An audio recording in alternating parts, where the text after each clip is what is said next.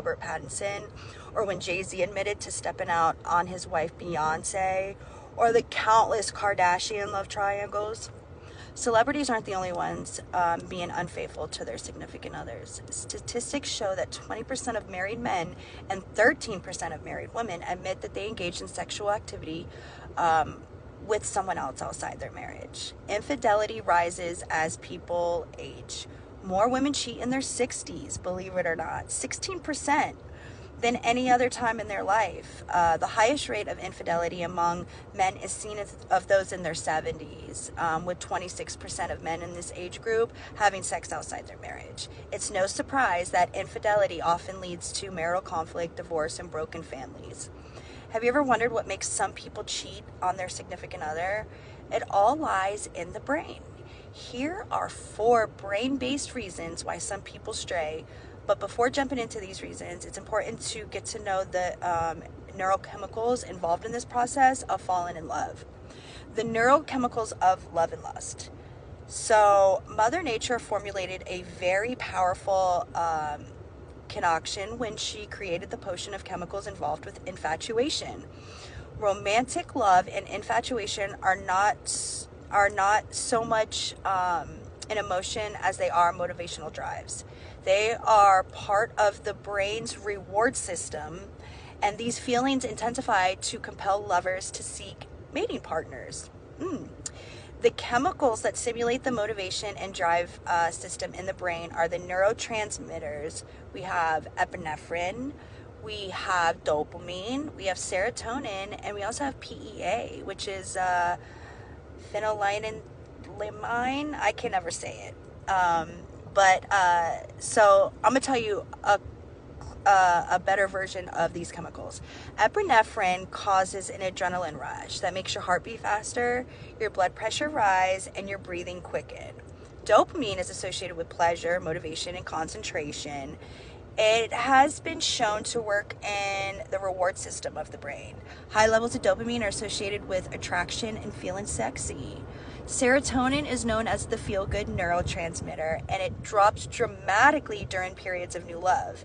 This is linked to the obsessiveness people tend to feel when they can't stop thinking about their partner. PEA is an adrenaline-like substance that speeds up the flow of information between the nerve cells and is triggered in the process of attraction to help us pay attention to those love feelings. I know it's a lot. PEA is known as the love molecule. Because it is what initiates the flood of chemicals into the brain, along with norepinephrine and dopamine, to create the feelings of euphoria and infatuation when we are highly attracted to someone. And it's at its highest, like in that honeymoon stage when you first start dating, So when new love fades, getting addicted to infatuation, for those of us who have had that wonderful experience of falling in love and being infatuated with someone, we also know that this amazing high and trance-like bliss does not last forever. We either progress into deeper love and commitment or make the decision to break apart and detach. Neuroscientists have determined that after a period of anywhere between 6 months and 2 years, the brain downshifts into its response, and the production of stimulating chemicals and levels of it's been a long day. Neurotransmitters like PEA start to drop off too. It is the body's innate wisdom to turn down the volume because it cannot maintain the lust crazed state that we stay in forever, or people would eventually collapse with exhaustion. Interesting.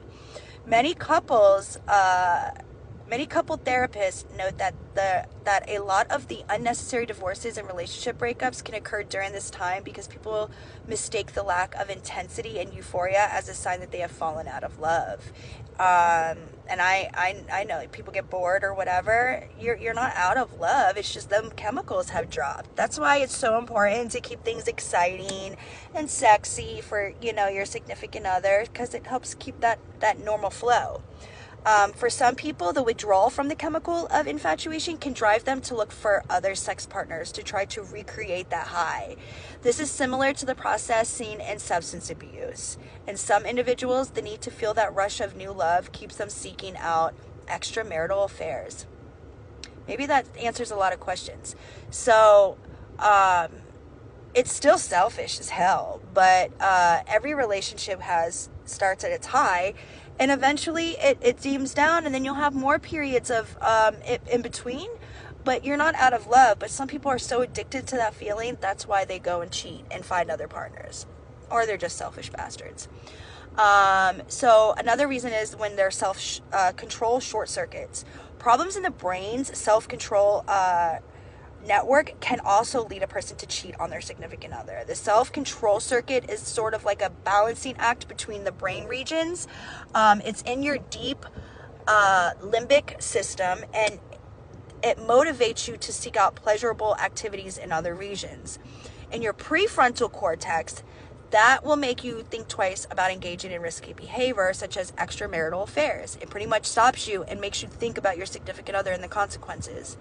When the self-control circuit is balanced, it gives you an adequate impulse control to stop you from having an affair with a coworker or with your significant other's best friend.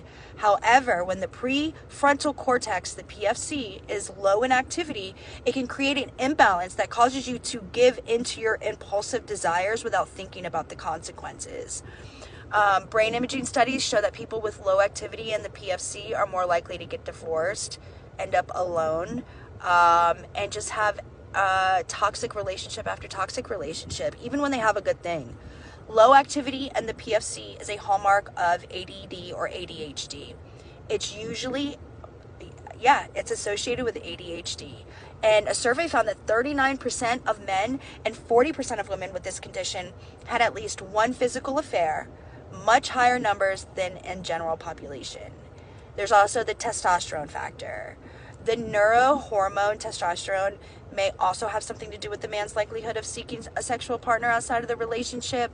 A 2019 study found that men with high testosterone levels were more likely to have extramarital affairs than men with lower levels. Testosterone is involved in a man's mood, motivation, sexuality.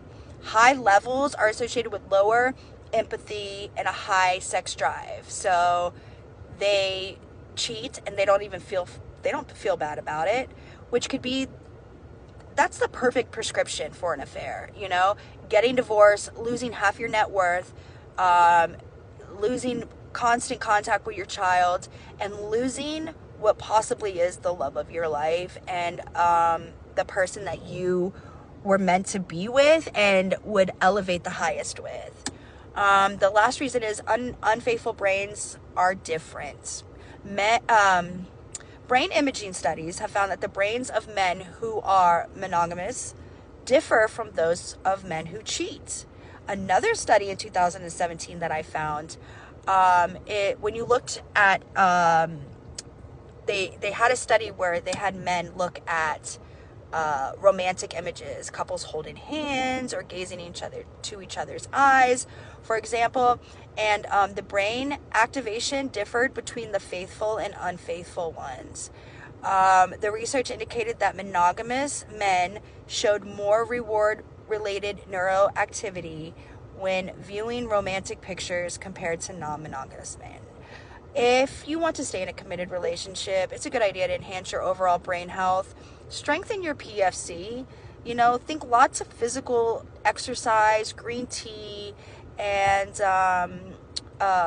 Rhodala, Google it, and optimize your hormone levels. It could help you and your partner stay faithful to each other.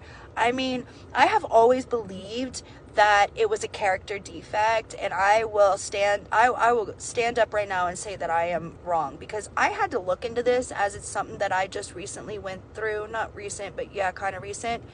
And I just couldn't understand it. I couldn't understand, because I was taught growing up that you, as a woman, need to take care of your man in every area. And one of the needs of a man is sex, and making sure that need was met, as far as, and the rest of them as well. Being a good woman or a good man, it did nothing. It did nothing. The person who cheated, it's something with them. It is. They'll blame you. And they'll try and rationalize it, and they'll act like they're like unaffected, and it doesn't like upset them that they're losing everything. It's their brain chemistry. Their brains are kind of fucked up. Like, I don't mean to say it like that, but it is. And now with me understanding that, I mean, it does just go back to there's a root cause.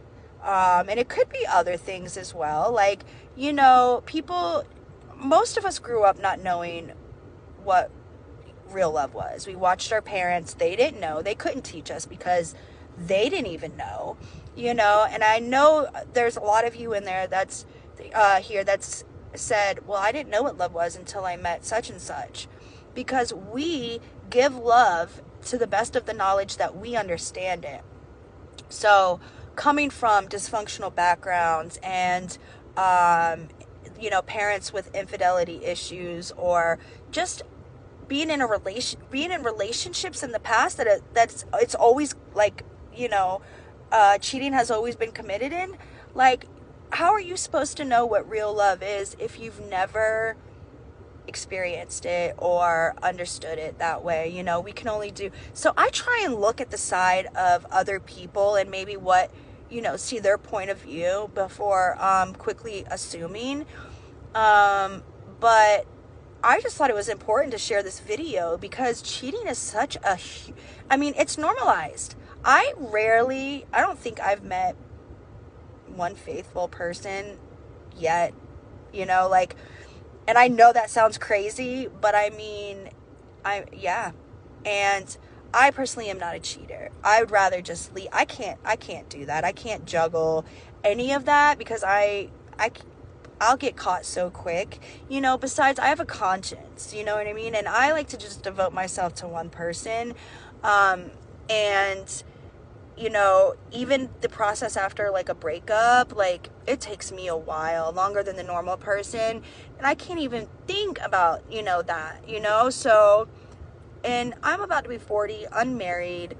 My, you know, the relationship I was in, it just failed because of cheating, continuous cheating. And cheating, let me make something clear on cheating. Cheating is not